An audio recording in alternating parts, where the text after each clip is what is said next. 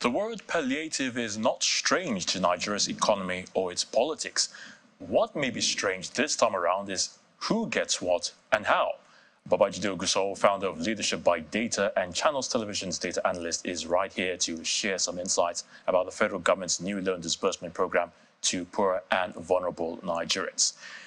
It's great to have you, Babajide. Good evening, Ayat. All right, so let's get right into it. We're talking about the loan disbursement now. So I want to ask you, will this proposal, for this new cash disbursement plan, reduce the pains of subsidy removal, especially for the ordinary Nigerian or the common man, as we normally say? So it depends on what perspective and how you want to look at it. It's like if I ask you, if you put a tablespoon of salt in the ocean, will it make the ocean more saltier? The answer is yes. But will the ocean feel it? The answer is no. And so how do I describe the 500 billion naira loan, the $800 million World Bank facility? I'll describe it in these terms. If you put on sunglasses on a bulldog, point of correction there. Yeah, $800 billion and 500 billion naira. That's it. Yes. But if you put on sunglasses on a bulldog, yes, it will make the bulldog finer. But will it make the bulldog less dangerous? The answer is no. And so this palliative, what we've done is we've put on sunglasses on a more dangerous problem. It looks nice, but is the bulldog less dangerous? No.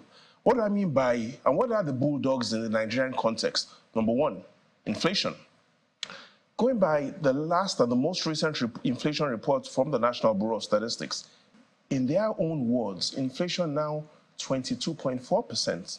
Why is this important? The last time Nigeria's inflation was at 22.4% was in September 2005. That is 12.5 years ago. So in this case, inflation is a bulldog, and all these loans and palliatives is just like wearing sunglasses on the bulldog. Inflation still remains as dangerous. The second bulldog, unemployment. The last unemployment rate shows that more than half of Nigerians who are in the labor force say they are either unemployed or underemployed. Palliatives makes this bulldog put sunglasses on the bulldog, but the unemployment problem remains the same. Poverty, 8,000 naira per month, an equivalent of about just $10 a month. We still have more than 100 million Nigerians suffering from multi-dimensional poverty. Based on the facts, will this palliative make people less poor? The answer is no. Again, we are wearing sunglasses on a bulldog.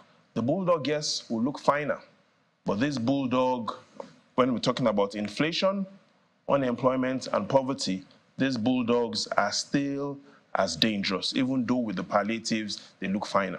All right, so let's talk about the implications. Because with the reallocation of this 500 billion naira to manage some of the negative consequences of the subsidy removal, by the president, what are the implications really? Lots of ways to look at it. Let's first of all take a look at how much 500 billion naira will have as impact on aggregate consumer spending, how much Nigerians spend.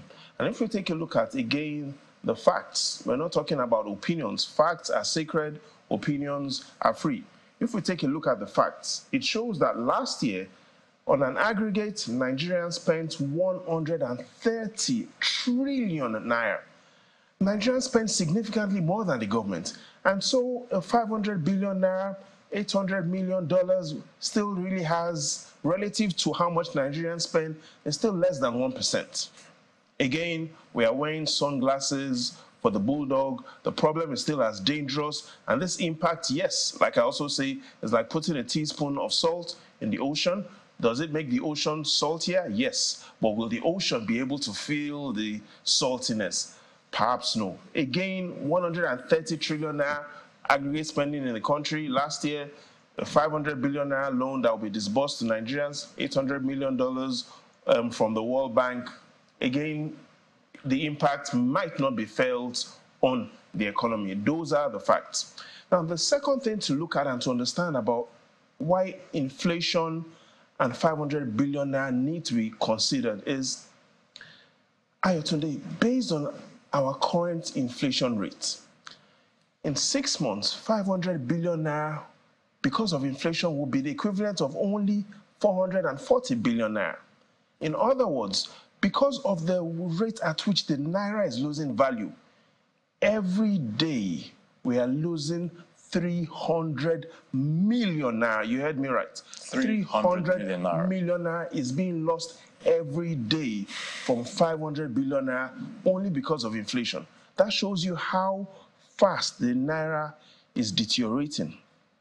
Now, the second thing is that evidence that we have also lets us know that because of the profile of those that potentially will be receiving these monies, not all of this money will go on food, transport, or health. Ayotunde, some of these beneficiaries are known to spend these monies on cigarettes, marijuana, and alcohol, making even their health worse and making the government pay even more to be able to treat them. So we need to find a more accurate way to measure the impact, the cause and effect of monies that will be given to people, or other ways that we want to make life more meaningful for people, especially for the common man, like you said. We need to look at the numbers and not stop focusing on opinions. Looking at the facts, we clearly can know what is about to happen. All right, very quickly, because we're running out of time. I mean, what other palliatives or what other things should be done, I mean, to help ease the suffering of the common man, you know, despite of these palliatives that we're even talking about here?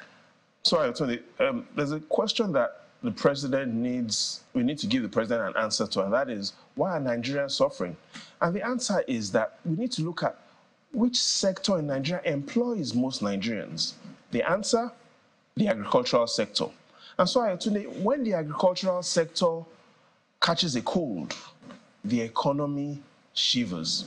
In simple terms, since agriculture employs more Nigerians than any other sector, if agriculture is not performing well, the nation wouldn't perform well. And if we take a look at the numbers from the National Bureau of Statistics in terms of how agriculture has performed in this last 1 decade, it allows us to know that more than any other sector, the agricultural sector needs to be revived. In the last 10 years, we've seen in 2013, the agricultural sector only grew by 3%, 4% in 2014. But look at what has happened to the agricultural sector since 2018.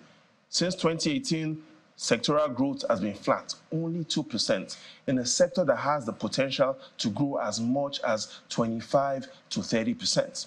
You know, Ayotunde, we were here last week, and one of our recommendations was that the president needs to declare a state of emergency on food.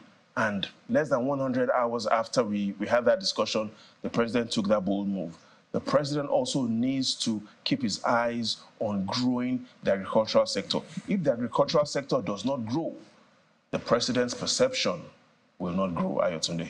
I will certainly leave it at that. Babajide Ogunsowo, thank you for your thoughts again on the news at 10. Don't forget, we could always put sunglasses on a dog, on a bulldog, to make it look finer. But it's still a bulldog. It's still a bulldog. As dangerous as ever. As dangerous as ever, Ayotunde.